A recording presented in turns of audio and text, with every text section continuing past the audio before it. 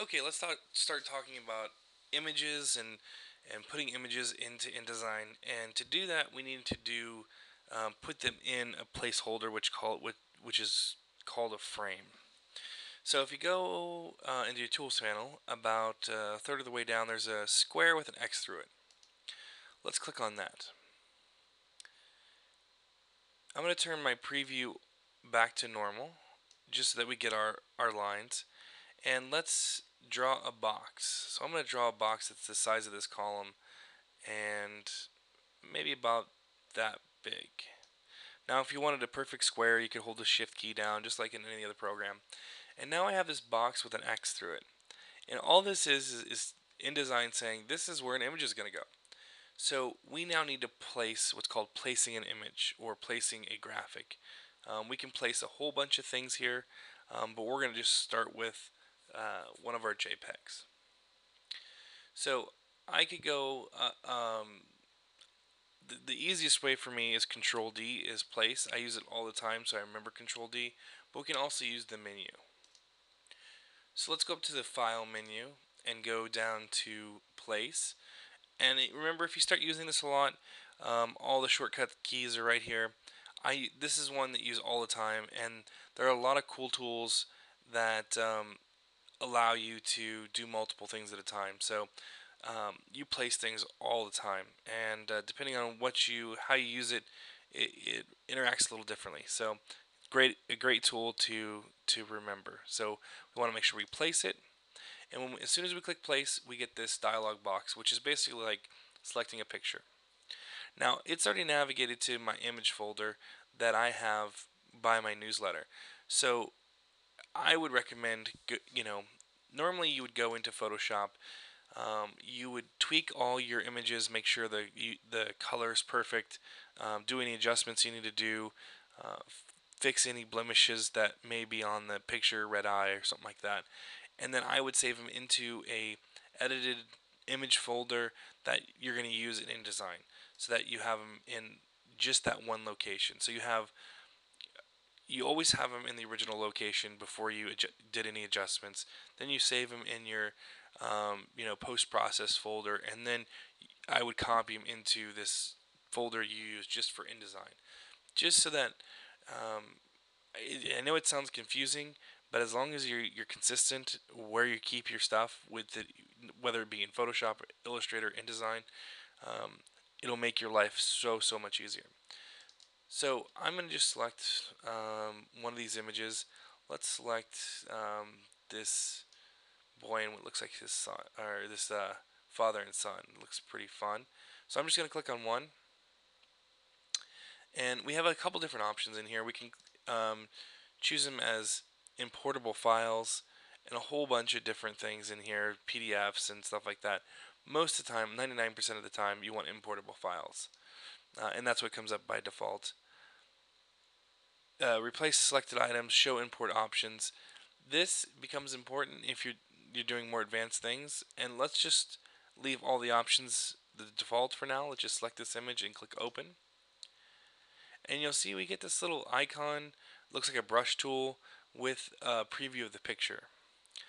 So what I can do is actually click into that box, and it'll place that picture. Now the confusing part, I'm going to undo that. The confusing part um, is if you have that box selected.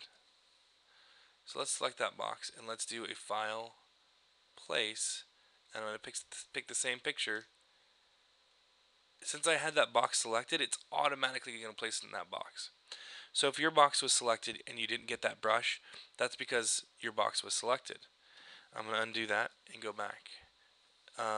So if you don't have anything selected, so if I select off that box, I don't have anything selected, and I do a file, place, and I choose the same image, I get that what looks like a brush tool with that little picture next to it. So that's saying that's going to, wherever I click, it's going to put it in that holder. So I'm going to click, and it's going to put it here. Now the confusing part is we get this little black line with the blue square, like we don't see the father and son.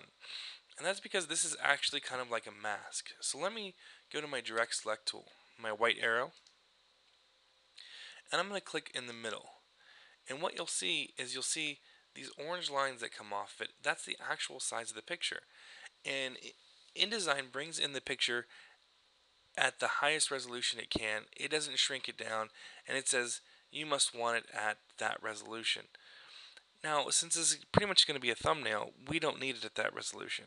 And there are a few different tools that we have to start playing with that. But with your direct select tool selected, your white arrow, you now get a hand when you scroll over that box. So if I wasn't selected on anything, if I click on that box, I get those orange lines. Now I can click. As soon as I click and drag, you can see I get kind of like a ghosting effect. So I see where that picture is, but it's only going to show up in that square that I've outlined. So you can see the little boy's head is the only thing that's going to show up there. So now with just like all my other tools, I have these little boxes that I can scale up and down, and you can see I can distort it, which is obviously probably not what you want to do with an image. But I also have a bunch of tools up in my control panel that I want to talk about just briefly. So you have your X and Y coordinates, which is where the box is located, where the image is located. You have your percentage tool. So this is the percentage of the image. So if you want to shrink it by half, you just drop that to 50%. If you want to shrink it to 25%, you drop it to 25%, and that's 25% of the original image. If you ever wanted to go back, you can go back to 100% real easy. Since InDesign isn't actually transforming it like we do in Photoshop, it's going to maintain its quality 100% of the time. So I would say don't go up in percentage more than 110, 125 on a very small image is the best you can really do. If you go up to 200%, it's going to pixelate just like anything else. So just keep that in mind. But that's a great little shortcut I use all the time. So let's move it to about 50%. And then again, you can move it around and do whatever you want to do with it here. You can actually rotate it here as well. So if you want it to be, kind of interesting where it's 60 degrees, there's your father and son with 60 degrees. You can skew it, which only works on some images.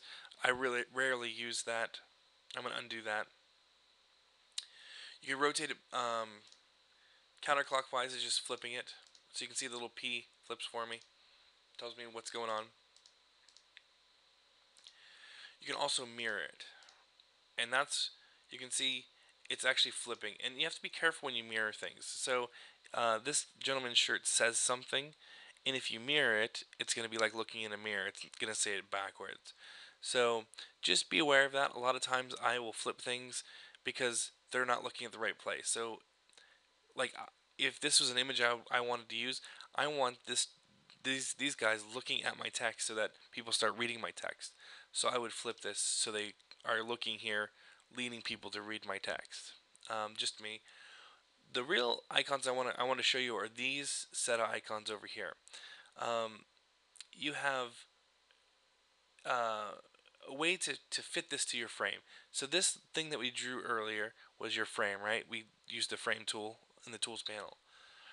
And you have this fit image to frame, and you can see it squeezes it and fits it perfectly to that frame. It's normally not what you want to do because your frame isn't usually the same exact size as your image. So I'm going to undo that. You can fit your frame to the image, and you can see now my frame is this big. Now if I've drawn my frame, I actually want it that size, so I don't usually use that one either. So I'm going to do undo.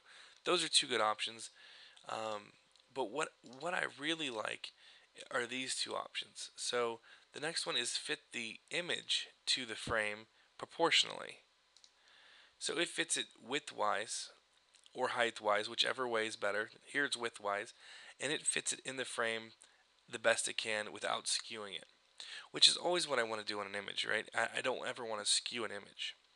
The other way is fill the image as best you can without skewing it. So let some stuff hang off. So this is, only, don't let anything hang off. This button is let some stuff hang off to fill this frame the best you can. And then I always, center my pictures usually. I mean, most of the time the thing you want is in the center. So with 2 clicks, so as if we're working quickly, so I'm going to change this back to 100%. Right? Remember, this is kind of what it looked like when it first came in. So with 2 clicks, I can click this to fit it to the frame, and I can click center, and that gives me fairly close exactly what I want. Okay, so I'll let you play with that. There's a lot of different, just make sure you're right on the right selection tool. There's a lot of different options up here to play with, to really work with. Um, I would just recommend you do the best you can and play with them. What I want to show you is text wrapping, which is important with pictures. Because let's say you wanted to wrap this text around this picture. Let's say we wanted this picture to actually be over here, and then the text to automatically wrap around it. There's a text wrap tool, and if you don't have this little button, you go up to Window, you go to Text Wrap, and this window will pop up. So with that image selected, I go to Text Wrap. You can see by default, it has no text wrap. It basically says have the text go over it. The next icon is a text wrap, and it's a 0% text wrap all the way around. So if I want to increase it, you can see it touches the image. That's not usually what I want to do. I can increase it by clicking these little arrows. And as soon as I do that, you can see it starts moving. This is the top, so you're not going to really see much on the top. Let's do the left. So you can see as I do the left, I get this little blue box. And let me really exaggerate it. So that is the blue box where the text is not going to go because of my text wrapping. So normally I would move my text wrapping on this to be part of, to line up with this gutter that we have in the background. And that's what makes this thing so useful if you set this up to use it. So I would drop that down to use that gutter, and then it looks like the text kind of wraps around there. Let's change the bottom a little bit to 0.25, and that's good there. And if you wanted to create a caption underneath there, you could now create a caption underneath there. So that looks pretty good. So now I have a text wrapped image. Let's go to preview. Click off that. It now looks like I have a cool title. Now this image wraps around my image, or this text wraps around my image in whatever format I want. So if I wanted to change this where this text wrapped really tight, I could change the bottom, and reduce it, and you'll see it goes right next to that image. It's really up to you. Now the other option is you can have all 4 slides be exactly the same by clicking the little link button.